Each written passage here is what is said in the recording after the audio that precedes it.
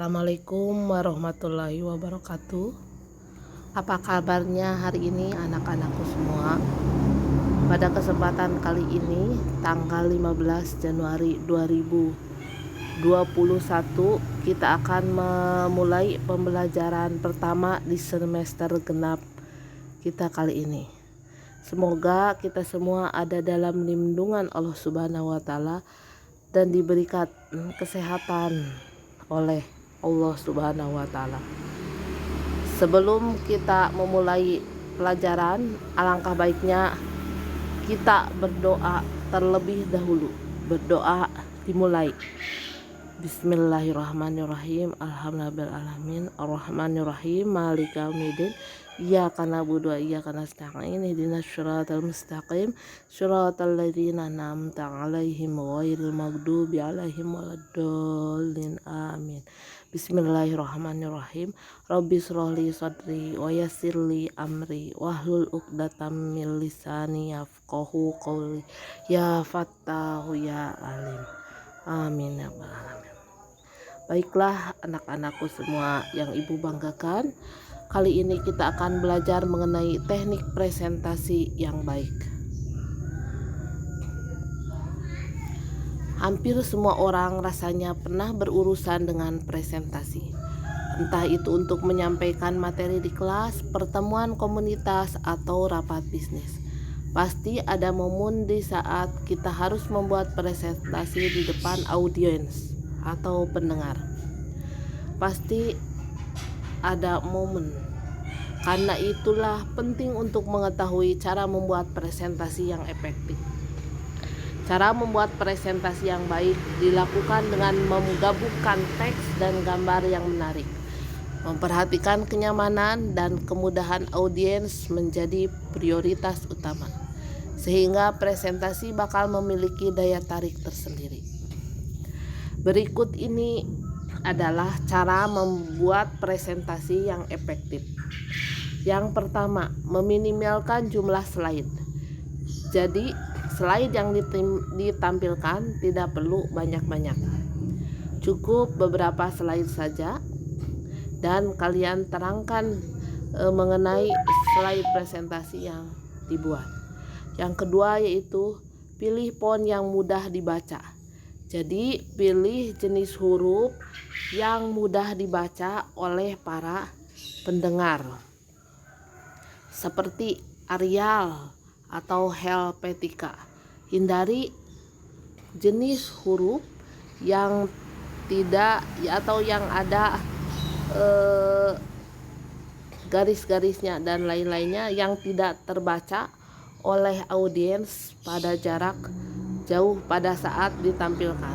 Kemudian pilih ukuran font yang dapat dibaca audiens dari kejauhan. Nah ini selain jenis hurufnya, ukuran dari tulisannya pun harus bisa dibaca oleh audiens atau pendengar dari kejauhan. Misalnya dari kejauhan 10 kali.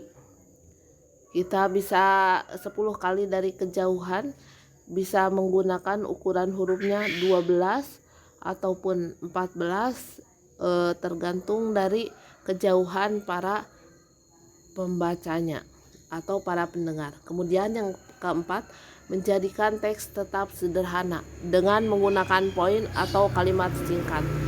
Jadi gunakanlah poin-poinnya saja dalam menampilkan presentasi.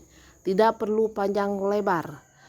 Cukup poin-poinnya saja yang dituliskan pada saat presentasi sehingga para audiens memperhatikan apa yang kalian bicarakan, apa yang kalian sampaikan.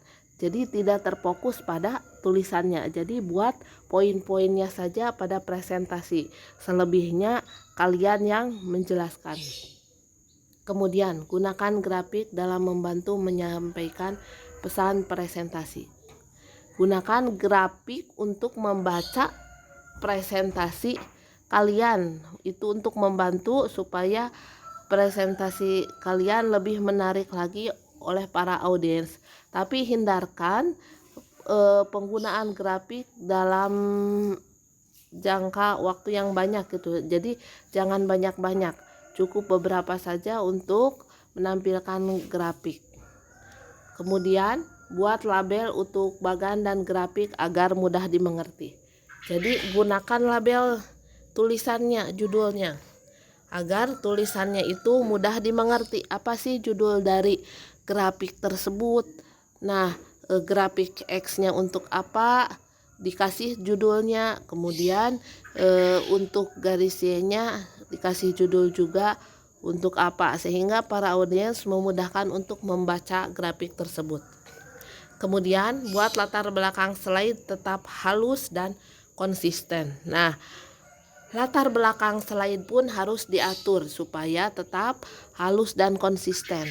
Misalkan kalau latar belakangnya warna gelap, berarti tulisannya harus warna terang. Begitupun apabila latar belakangnya warna terang, maka tulisannya harus berwarna gelap, sehingga slide tersebut terlihat dengan jelas, tidak menyilaukan mata. Kemudian menggunakan kontras tinggi antara warna latar belakang dan warna teksnya, seperti yang tadi dijelaskan bahwa apabila warna pada background tersebut berwarna gelap, maka tulisannya harus berwarna terang. Begitupun sebaliknya, apabila warna latar belakangnya terang, maka tulisannya harus gelap.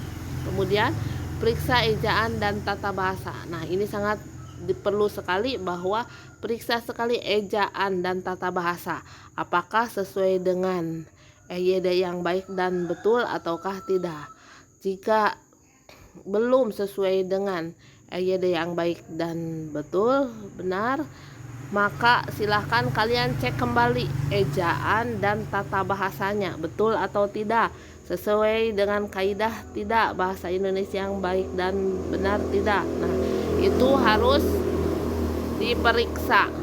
Nah, kalau menggunakan bahasa Sunda berarti semuanya harus bahasa Sunda.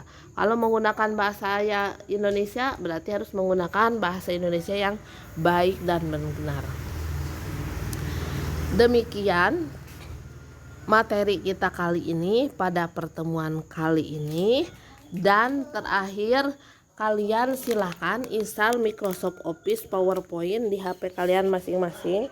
Kemudian lihat fitur-fiturnya, pelajari terlebih dahulu untuk materi praktek kita untuk pertemuan yang akan datang. Silahkan kalian install Microsoft Office PowerPoint-nya. Ya, kemudian kalian pelajari terlebih dahulu, lihat-lihat dulu fitur-fiturnya untuk praktek minggu yang akan datang. Terima kasih atas perhatiannya. Semoga ilmu yang disampaikan bermanfaat dan tetap jaga protokol kesehatan. Protokol kesehatan yaitu selalu mencuci tangan, memakai masker apabila bepergian,